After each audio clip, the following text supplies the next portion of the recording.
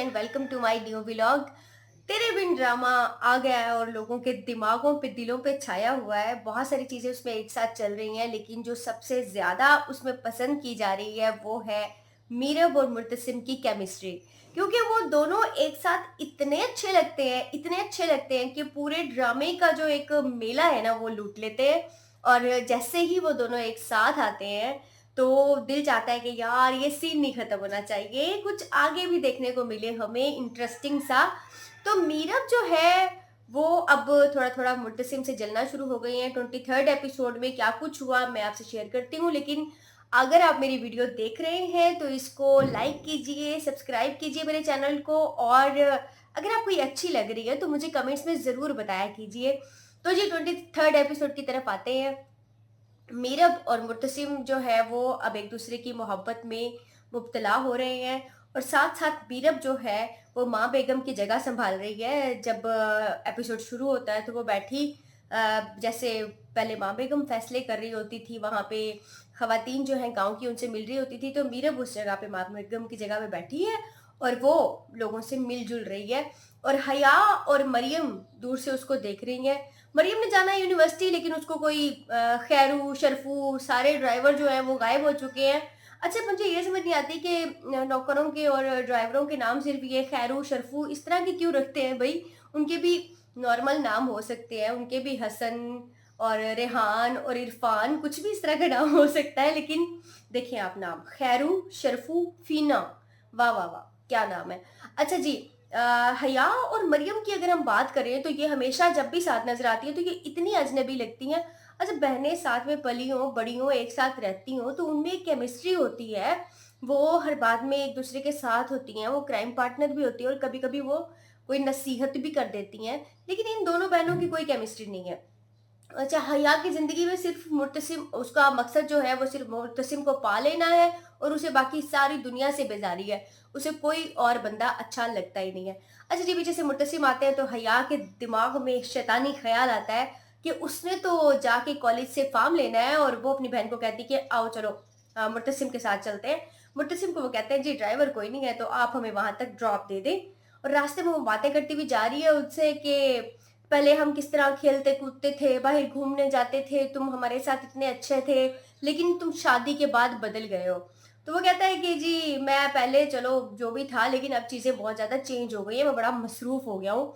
लेकिन अगर पहले की बात करें तो मुझे तो हमेशा हर जगह वो हया को धुतकारता हुआ ही नज़र आया, बाजू से पकड़ के इधर मारते, उधर मार, जिधर मर्ज़ी मार। मुझे कभी नज़र नहीं आया कि उनके दरमियान कोई दोस्ती भी थी कभी। खैर वो वहाँ पे पहुँच जाते हैं और मरियम चली जाती है, लेकिन हया कहती है मेरे सिर च पीड़ हो रही है ते मैं वापस जाना है मुर्तसिम दे नाल, क्योंकि मैंने तो सिर्फ यहाँ पे आना था, मुझे ना पढ़ाई से मतलब है ना बहन से मतलब है, मुझे जहान से मतलब नहीं है। और जैसे ही मुर्तसिम गाड़ी मोड़ता है आगे, टनटना मलिक जुबैर आ जाता है। अब मुझे ये समझ नहीं आती कि लोगों की इंटेलिजेंस इतनी ज़्यादा स्ट्रॉन्ग कैसे है? यहाँ पे इतने बड़े-बड़े मामलात हो जाते हैं और खबर नहीं होती। लेकिन मलिक जुबैर को ये पता है कि मुर्तसिम जो अपने काम के लिए निकला था, वो अभी मरियम को छोड़ने कॉलेज आएगा, तो मैं अपने गुंडों के साथ वहाँ पहुँच जाऊँ ताकि मैं उसको धमकी दे सकूँ। मुर्तसिम निकलता है गाड़ी से बाहर, और मलिक ज़ुबैर को अगर आप देखें ना गौर से, आपको पुरानी इंडियन फ़िल्मों के जितने भी विलेन हैं वो सारे याद आ जाएँगे। कभी लगता है मुझे ये शक्ति कपूर है, कभी मुझे ये लगता है कि वो सर्किट था ना उसकी तरह उसने चेन्स वग़ैरह पहनी हुई है और कुर्ता-शुर्ता पहना हुआ है और बड़ा वो विलन बनने की कोशिश कर रहा है पुरानी फ़िल्मों वाला। लेकिन कभी वो कोई इंसान का बच्चा भी लगता है। तो जी मुर्तसिम और वो आमने-सामने होते हैं और वो कहता है जी मुझे तुम्हारी माफ़ी-शाफ़ी नहीं चाहिए। मैं तुम्हें बताने आया हूँ, खुली धमकी देने आया हूँ कि मैं ना तुम्हें ज़मीनें दूँगा, ना तुम्हें माफ़ी दूँगा और ना ही मैं इस दुश्मनी से बाज़ आऊँगा। तो मुर्तसिम कहता है यार तुम इस बात को भूल जाते हो, तुम्हें याद कराना पड़ता है। तुम यहाँ से रफ़ा-दफ़ा हो जाओ, ये ना हो कि तुम्हारी कब्रें यहाँ पे बने।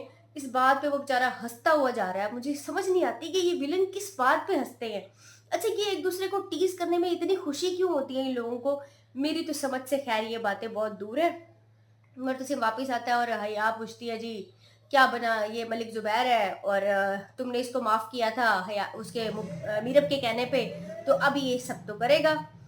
जितनी देर में गजरे वाला आ जाता है। अब वो गजरे लेता है अपनी बेगम के लिए कि जाके वो मीरब को ये गजरे पहनाएगा, क्योंकि वो रोमांटिक हस्बैंड तो एटलीस्ट है ना। तो हया आगे बेहया बन के कहती है, जी मुझे पहना दें। तो वो उसके सामने लेके वो गजरे रख देता है।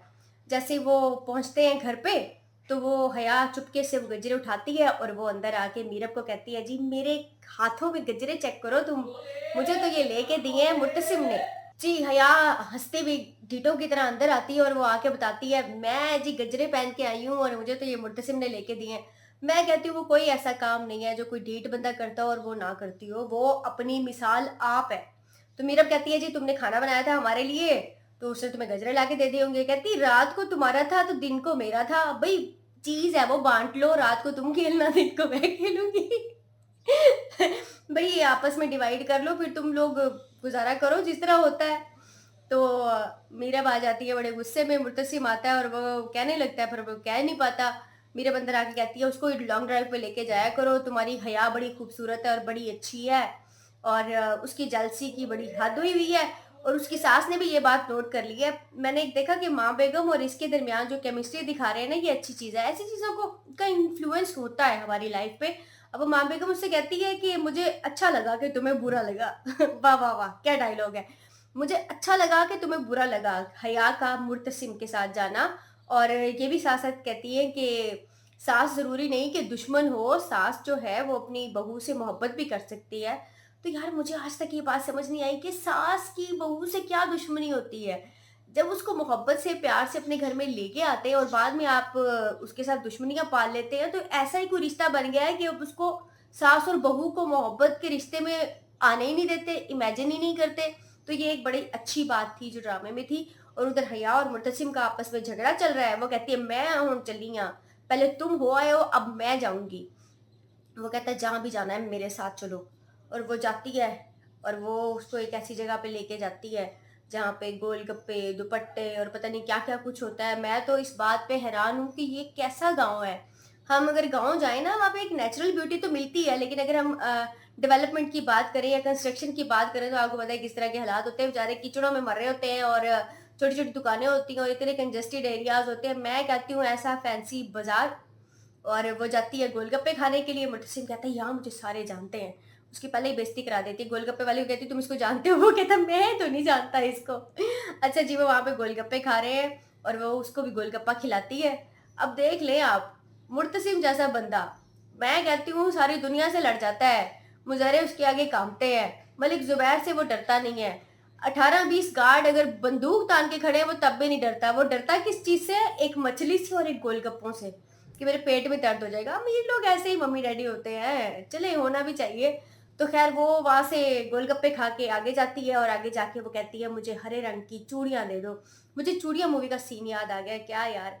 वो कहता है, किसी और को नहीं पहनाने दूंगा, मैं तुम्हें पहनाऊंगा। और वो हाथ उसका पकड़ के उसको चूड़ियां पहनाता है। बड़ा ही प्यारा मूवमेंट, बड़ा ही क्यूट सा मूवमेंट जो है वो हमें देखने को मिला वहां पे। उसके बाद हया फिर मीरब जो है वो फिर छोड़ती है अब मुर्तसिम को पीछे और आगे भागना शुरू कर देती है। वो पहुंच जाती है किसी दुपट्टा गली में जहाँ हर तरफ दुपट्टे लटके हैं। वो दुपट्टों को क्रॉस करती हुई जा रही है, जा रही है, जा रही है। मुझे नहीं समझ आई कि वो जा कहाँ रही थी, लेकिन जैसे ही वो एक दुपट्टा खोलती है, आगे से निकलता है रुहेल। रुहेल जो उसका फ्रेंड भी था और बॉयफ्रेंड बनने के चक्करों में था, उसको प्रपोज करने वाला था।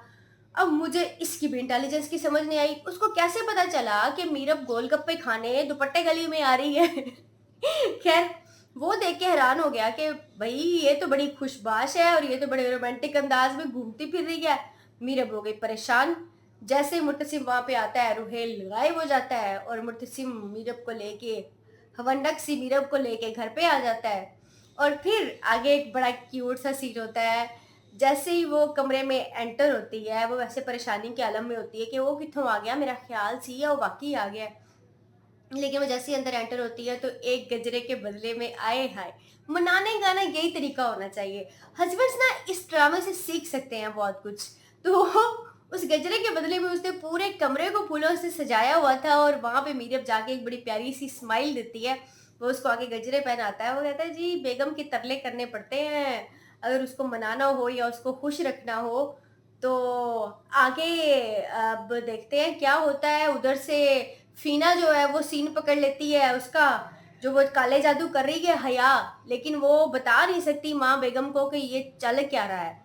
तो अब देखते हैं नेक्स्ट क्या होने जा रहा है और हया के सितारे कितनी गर्दिश करते हैं और कहानी अब आगे कहाँ जाती है। लेकिन मैं एक बात कहूँगी कि 50 मिनट के एपिसोड में जो सबसे मज़े की बात होती है ना, वो जब मुर्तसिम और मीरब आमने-सामने होते हैं और उनका कोई भी रोमांटिक सीन चल रहा होता है, तो क्रक्स जो है वो इस ड्रामे के वही हैं। तो ख़ैर आप भी एंजॉय करें और देखते हैं कि 24th एपिसोड में क्या होता है। मैं आपसे शेयर करूँगी। मेरी वीडियो को शेयर कीजिए, चैनल को सब्सक्राइब कीजिए और कमेंट में मुझे ज़रूर बताइए कि आप और क्या-क्या देखना चाहते हैं। Thank you so much.